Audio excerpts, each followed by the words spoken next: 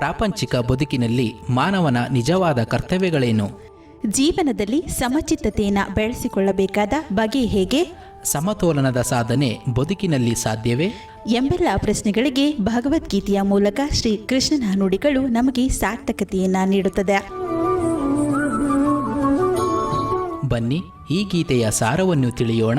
ಶ್ರೀಮತಿ ನಾಗಶ್ರೀ ತ್ಯಾಗರಾಜ್ರವರ ಧ್ವನಿಯಲ್ಲಿ ಗೀತ ಸುನಾದ ಕಾರ್ಯಕ್ರಮ ತಪ್ಪದೆ ಕೇಳಿ. ಪ್ರತಿದಿನ ಬೆಳಗ್ಗೆ 8:35 ಮರುಪ್ರಸಾರ ಸಂಜೆ 6:30 ನಿಮ್ಮ ಜನಧ್ವನಿ ಬಾನುಲಿಯಲ್ಲಿ.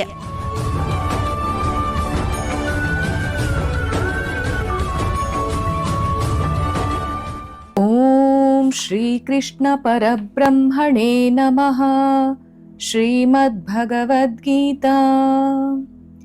ಜನಧ್ವನಿಯ ಸಮಸ್ತ ಶ್ರೀಕೃಷ್ಣನ ಭಕ್ತರಿಗೆ ನಮಸ್ಕಾರಗಳು. ಗೀತಾ ಸುನಾದದ ಇಂದಿನ ಕಾರ್ಯಕ್ರಮದಲ್ಲಿ ನಾವು ಭಗವದ್ಗೀತೆಯ 5ನೇ ಅಧ್ಯಾಯವಾಗಿರುವ ಕರ್ಮ ಸನ್ಯಾಸ ಯೋಗದ 24ನೆಯ ಶ್ಲೋಕದ ಬಗ್ಗೆ ತಿಳಿದುಕೊಳ್ಳೋಣ.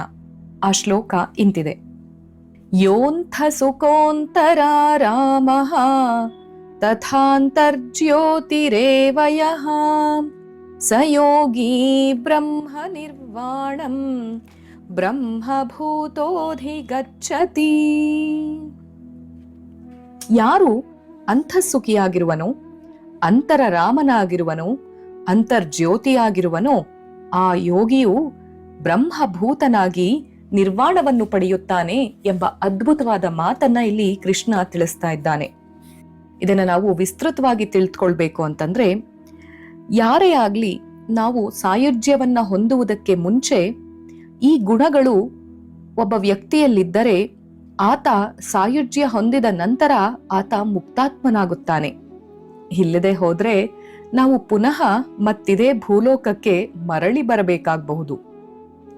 ಯಾಕೆ ಅಂದ್ರೆ ಅವನ ಆತ್ಮ, ಅವನ ಸುಖ ಅವನ ಆತ್ಮದಲ್ಲಿಯೇ ಇದೆ. ಅವನು ಸುಖವನ್ನು ಆರಿಸಿಕೊಂಡು ಹೊರಗೆ ಹೋಗುವುದಿಲ್ಲ.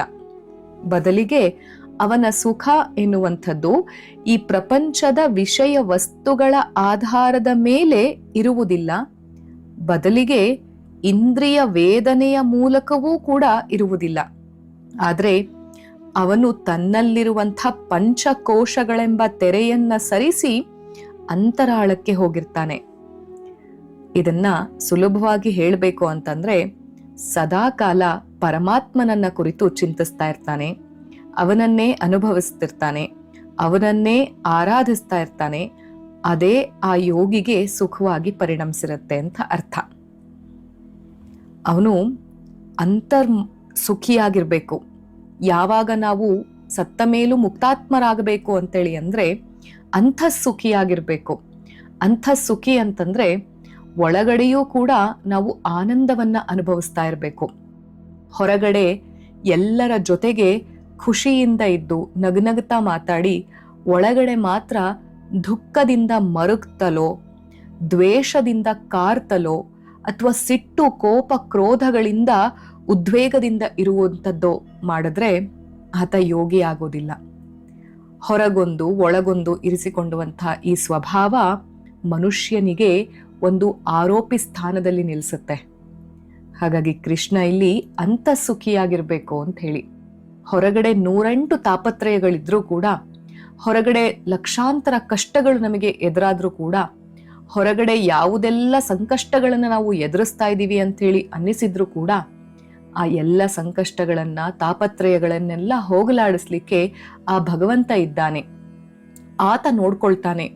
ನಾನು ನಿಶ್ಚಿಂತದಿಂದ ಇರೋಣ ಅನ್ನುವಂಥ ಆಂತರಿಕ ಸುಖವನ್ನ, ಸಮಾಧಾನವನ್ನ ಕಾಣೋದಿದೆಯಲ್ವಾ, ಅದು ಒಂದು ಯೋಗಿಯ ಬ್ರಹ್ಮಭೂತೋಧಿಗಚ್ಚತಿ ಅಂತ ಹೇಳಿ ಹೇಳ್ತಾ ಇರುವಂಥದ್ದು. ಜೊತೆಗೆ ಸುಖೋಂತರಾರಾಮಃ, ಅಂತರ್ರಾಮನಾಗಿರುವಂಥವನು. ರಾಮ ಅನ್ನುವಂಥ ಹೆಸರು ನಮ್ಮ ಸಂಸ್ಕೃತಿಯಲ್ಲಿ ಅದೆಷ್ಟು ಅಚ್ಚೊತ್ತಿರುವಂಥ ಪದ ಅಂತಂದ್ರೆ, ಅದು ಕೇವಲ ಪದ ಅಲ್ಲ, ಅದೊಂದು ವ್ಯಕ್ತಿತ್ವ, ಅದೊಂದು ಜ್ಯೋತಿ, ಅದೊಂದು ಉತ್ಸಾಹ, ಅದೊಂದು ಚೈತನ್ಯ. ಅಂತಹ ರಾಮನ ಆದರ್ಶವನ್ನ ಯಾರು ನಾವು ಅಂತರ್ಮುಖಿಯಾಗಿ ಇಟ್ಟುಕೊಂಡಿರ್ತೇವೋ ಆಗಲೇ ನಾವು ಈ ಬದುಕಿನಲ್ಲಿ ಇಂದ್ರಿಯಗಳ ಜಯಗಳನ್ನ ಸಾಧಿಸ್ತಾ ನಾವೇ ಜಯಶಾಲಿಗಳಾಗ್ತೇವೆ. ಹಾಗಾಗಿಯೇ ಯೋಗಿಯ ಬೆಳಕು ಮತ್ತು ಜ್ಞಾನ ಅನ್ನುವಂಥದ್ದೆಲ್ಲ ಏನಿದೆ ಅದೆಲ್ಲ ಒಳಗೆ ಇರುವಂಥದ್ದು, ಪರಾತ್ಪರ ವಸ್ತುವನ್ನ ಕಾಣುವಂಥದ್ದು, ಅದರ ಬೆಳಕಿನಲ್ಲಿ ಎಲ್ಲವನ್ನ ನೋಡುವುದೇ ಜ್ಞಾನ. ಈ ಜ್ಞಾನ ಅನ್ನೋದಿದೆಯಲ್ಲ, ಯಾವಾಗ್ಲೂ ಹೊರಗಿನಿಂದ ಬರೋದಿಲ್ಲ. ಹೊರಗೆ ನಮಗೆ ಸಿಕ್ಕುವಂಥದ್ದು ಒಳಗೆ ಇರುವುದನ್ನ ಪಡೆದುಕೊಳ್ಳುವುದಕ್ಕೆ ಸಹಾಯ ಮಾತ್ರ. ಯಾರೂ ಕೂಡ ಜ್ಞಾನವನ್ನು ನಮಗೆ ಕೈತುತ್ತಿನಂತೆ ಹೊರಗೆ ಬಡಿಸಲಾರರು. ಅದನ್ನ ನಾವೇ ಸಿದ್ಧ ಮಾಡಿಕೊಳ್ಬೇಕು. ಹೊರಗಿನಿಂದ ಪಡೆಯಬಹುದು, ಆದ್ರೆ ಒಳಗಿನಿಂದ ಅನುಭವಿಸ್ಬೇಕು. ಯಾಕೆಂದ್ರೆ ಹೊರಗಡೆಯಿಂದ ನಮಗೆ ಆಧ್ಯಾತ್ಮಿಕ ವಿಷಯಗಳು ನಮಗೆ ಪುಸ್ತಕಗಳ ಮೂಲಕವೋ, ಉಪನ್ಯಾಸಗಳ ಮೂಲಕವೋ, ಹೀಗೆ ಮತ್ತೊಬ್ಬರ ಸಹಾಯದ ಮೂಲಕವೋ, ವಾಣಿಯ ಮೂಲಕವೋ, ವೀಣೆಯ ಮೂಲಕವೋ ನಮಗೆ ಸಿಗಬಹುದು. ಆದ್ರೆ ಅದನ್ನೆಲ್ಲ ನಾವು ಅರಿತುಕೊಳ್ಬೇಕು ಅಂತೇಳಂದ್ರೆ ಆಂತರಿಕವಾಗಿ ನಾವು ಸಾಧನೆ ಮಾಡಬೇಕು. ಆಗ ಮಾತ್ರ ಒಂದು ದಿವ್ಯ ಜ್ಯೋತಿ ಎಂಬುವಂಥದ್ದು ನಮ್ಮ ಹೃದಯಾಂತರಾಳದಲ್ಲಿ ಮಿನುಗಿ ಜಿನುಗಿ ಅಜ್ಞಾನದ ತೆರೆಗಳೆಲ್ಲ ಹೊರಟು ಹೋಗಿ ಜ್ಞಾನದ ಅಲೆ ನಮಗೆ ಬಂದು ತಟ್ಟತ್ತೆ, ಮುಟ್ಟುತ್ತೆ, ತೆರೆಯುತ್ತೆ. ಹಾಗಾಗಿ ಆಗ ನಾವು ಅಂತಃಸುಖಿಗಳಾಗ್ತೇವೆ, ಅಂತರ್ರಾಮಗಳಾಗ್ತೇವೆ. ಅಂತರ್ಜ್ಯೋತಿಯನ್ನ ಪಡೆದು ಬ್ರಹ್ಮ ಭೂತೋದಿ ಗಚ್ಚತಿ ಎಂಬಂತೆ ಬ್ರಹ್ಮ ಸ್ವರೂಪವನ್ನೇ ಪಡೆದು ಮುಕ್ತಾಕ್ತರಾಗ್ತೇವೆ ಅಂತ ಹೇಳಿ ಅಂಥ ಒಂದು ಅದ್ಭುತವಾದ ವಿಷಯವನ್ನೇ ಇಲ್ಲಿ ಕೃಷ್ಣನು ತಿಳಿಸ್ತಾ ಇದ್ದಾನೆ. ಪರಿಪೂರ್ಣನಾಗಿರುವಂಥವನು ವಿಷಯ ಸುಖಗಳಲ್ಲೇ ವಿಹರಿಸೋದಿಲ್ಲ. ಬಯಕೆ, ಮಾನಸಿಕ ಉದ್ವೇಗ, ಭಾವೋದ್ರೇಕ ಇವ್ಯಾವು ಕೂಡ ಯೋಗಿ ಅಂಥವನಿಗೆ ಇರೋದಿಲ್ಲ. ಅವನ ಆಂತರ್ಯ ಅನ್ನುವಂಥದ್ದಿದೆಯಲ್ವಾ, ಅಂತರಂಗ ಅನ್ನುವಂಥದ್ದಿದೆಯಲ್ವಾ, ಅದು ಯಾವಾಗ್ಲೂ ಕೂಡ ಶುದ್ಧ ಪ್ರಜ್ಞೆಯ ಬೆಳಕಿನಿಂದಲೇ ತುಂಬಿರುತ್ತೆ. ಅಂಥವನ ಮನಸ್ಸು ಕೂಡ ದಿವ್ಯ ಪ್ರಭೆಯಿಂದ ಬೆಳಗ್ತಾ ಇರುತ್ತೆ. ಅವನು ಸಂಪೂರ್ಣವಾಗಿ ಮನಸ್ಸನ್ನ ಗೆಲ್ಲುತ್ತಾನೆ. ಮನಸ್ಸನ್ನ ಗೆಲ್ಲುವುದು ಅಂತಂದ್ರೆ ಯಾವ ಒಂದು ವಿಷಯವನ್ನ ನಾವು ಮಾಡಬಾರ್ದು ಅಂತೇಳಿ ಅನ್ಕೊಂಡಿರ್ತೀವೋ ಅದನ್ನ ಮಾಡದೇ ಇರುವಂಥದ್ದು. ಯಾವ ಒಂದು ವಿಷಯವನ್ನ ಮಾಡಲೇಬೇಕು ಅಂತ ಹೇಳಿ ಅನ್ಕೊಂಡಿರ್ತೀವೋ ಆ ವಿಷಯವನ್ನ ಸಾಧಿಸಿಯೇ ತೀರುವಂಥದ್ದು. ಆಗ ನಾವು ಮನಸ್ಸನ್ನ ಗೆದ್ವಿ ಅಂತ. ತನಗೆ ಬೇಕಾದಾಗ ಹೊರ ಪ್ರಪಂಚಕ್ಕೆ ಬರುವಂಥದ್ದು, ತನಗೆ ಬೇಕಾದಾಗ ಒಳಗೆ ಆತ್ಮನಲ್ಲಿಗೆ ಹೋಗುವಂಥದ್ದು, ಹೀಗೆ ಆತ್ಮ ಸಾಕ್ಷಾತ್ಕಾರ ಮಾಡಿಕೊಂಡಿರುವಂಥ ಈತ ಬ್ರಹ್ಮಾನಂದದಲ್ಲಿಯೇ ಸದಾ ಇರ್ತಾನೆ ಅನ್ನುವಂಥ ಮಾತನ್ನೇ ಇಲ್ಲಿ ಕೃಷ್ಣ ಕೂಡ ತಿಳಿಸ್ತಾ ಇದ್ದಾನೆ. ಅಂಥ ಒಂದು ಅದ್ಭುತವಾದ ಸಂದೇಶಕ್ಕೆ ಮುದ್ದುರಾಮ ಏನ್ ಹೇಳ್ತಿದ್ದಾನೆ ಗಮನಿಸೋಣ ಬನ್ನಿ.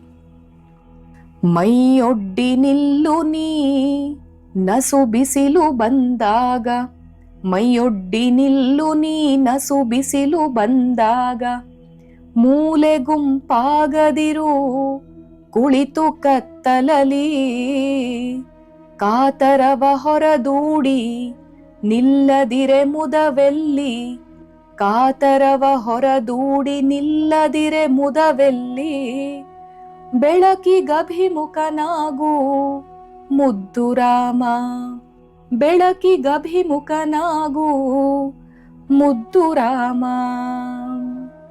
ಹಾಗಾಗಿ ನಾವು ಹೊರಗಡೆ ಬಿಸಿಲು ಬಂತು ಅಂಥೇಳಿ ಮೈಯೊಡ್ಡಿ ನಿಲ್ಲಬೇಕು. ಕತ್ತಲಲ್ಲಿಯೇ ಕುಳಿತು ಮೂಲೆ ಗುಂಪಾದ್ರೆ ಹೇಗೆ? ಜ್ಞಾನದ ಬೆಳಕು ಅನ್ನುವಂಥದ್ದು ಎಲ್ಲೆಡೆಯಿಂದಲೂ ಸಿಗ್ತಾ ಇದೆ. ಅದು ಕೃಷ್ಣನ ವಾಣಿಯ ಮೂಲಕವೋ, ರಾಮಾಯಣದ ಕಥೆಯ ಮೂಲಕವೋ, ವೇದದ ಒಂದು ವಾಣಿಯ ಮೂಲಕವೋ, ಅಥವಾ ಉಪನಿಷತ್ತು ವೇದಾಂತಗಳ ಅರಿವಿನ ಮೂಲಕವೋ, ಗುರು ಹಿರಿಯರ ಮಾತಿನ ಮೂಲಕವೋ, ತಂದೆ ತಾಯಂದಿರ ಒಂದು ಉಪದೇಶದ ಮೂಲಕವೋ ಎಲ್ಲೋ ಜ್ಞಾನದ ಬೆಳಕು ನಮಗೆ ಸಿಗ್ತಲೇ ಹೋಗುತ್ತೆ. ಆದರೆ ಅದನ್ನೆಲ್ಲ ಸ್ವೀಕರಿಸಿದಾಗ ನಾವು ಬೆಳಕಿಗೆ ಅಭಿಮುಖವಾದಂತೆ. ಇಲ್ಲದಿರೆ ಮತ್ತೆ ಕತ್ತಲಲ್ಲಿ ಕತ್ತಲಿನ ಕೂಪಕ್ಕೆ ಒಳಗಾದಂತೆ. ಹಾಗಾಗಿ ನಾವು ಕತ್ತಲಿನ ಕೂಪದಲ್ಲಿಯೇ ಇರ್ತೇವೋ ಅಥವಾ ಬೆಳಕಿಗೆ ಅಭಿಮುಖವಾಗ್ತೇವೋ ಅದೆಲ್ಲ ನಮಗೆ ಬಿಟ್ಟದ್ದು. ಆಯ್ಕೆ ನಮ್ಮದೇ. ನಮ್ಮ ಆಯ್ಕೆಯಂತೆ ನಮ್ಮ ಜೀವನ. ಹಾಗಾಗಿ ನಮ್ಮ ಜೀವನ ಹೇಗೆ ನಡೆಸ್ಕೊಳ್ಬೇಕು ಅಂತ ಹೇಳಿ ನಾವು ನಿರ್ಧರಿಸ್ತೇವೋ ಹಾಗೆ ಈ ಜೀವನ ಸಾಗ್ತಾ ಹೋಗುತ್ತೆ. ಹಾಗಾಗಿ ಆ ನಿರ್ಧಾರಗಳಲ್ಲಿ ಒಂದು ಸಾತ್ವಿಕ ಚಿಂತನೆ ಇರಲಿ ಅನ್ನುವಂಥದ್ದೇ ಕೃಷ್ಣನ ಮಾತು. ಅತ್ತ ಕಡೆ ನಮ್ಮ ಚಿತ್ತ ಹರಿಯಲಿ. ಸರ್ವಂ ಶ್ರೀ ಕೃಷ್ಣಾರ್ಪಣಮಸ್ತು.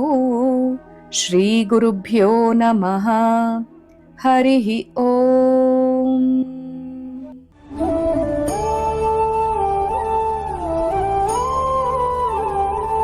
ಪ್ರಾಪಂಚಿಕ ಬದುಕಿನಲ್ಲಿ ಮಾನವನ ನಿಜವಾದ ಕರ್ತವ್ಯಗಳೇನು? ಜೀವನದಲ್ಲಿ ಸಮಚಿತ್ತತೆಯನ್ನು ಬೆಳೆಸಿಕೊಳ್ಳಬೇಕಾದ ಬಗೆ ಹೇಗೆ? ಸಮತೋಲನದ ಸಾಧನೆ ಬದುಕಿನಲ್ಲಿ ಸಾಧ್ಯವೇ? ಎಂಬೆಲ್ಲ ಪ್ರಶ್ನೆಗಳಿಗೆ ಭಗವದ್ಗೀತೆಯ ಮೂಲಕ ಶ್ರೀ ಕೃಷ್ಣನ ನುಡಿಗಳು ನಮಗೆ ಸಾರ್ಥಕತೆಯನ್ನು ನೀಡುತ್ತದೆ. ಬನ್ನಿ ಈ ಗೀತೆಯ ಸಾರವನ್ನು ತಿಳಿಯೋಣ. ಶ್ರೀಮತಿ ನಾಗಶ್ರೀ ತ್ಯಾಗರಾಜ್ರವರ ಧ್ವನಿಯಲ್ಲಿ ಗೀತ ಸುನಾದ ಕಾರ್ಯಕ್ರಮ ತಪ್ಪದೆ ಕೇಳಿ, ಪ್ರತಿದಿನ ಬೆಳಗ್ಗೆ 8:35 ಮರುಪ್ರಸಾರ ಸಂಜೆ 6:30 ನಿಮ್ಮ ಜನಧ್ವನಿ ಬಾನುಲಿಯಲ್ಲಿ.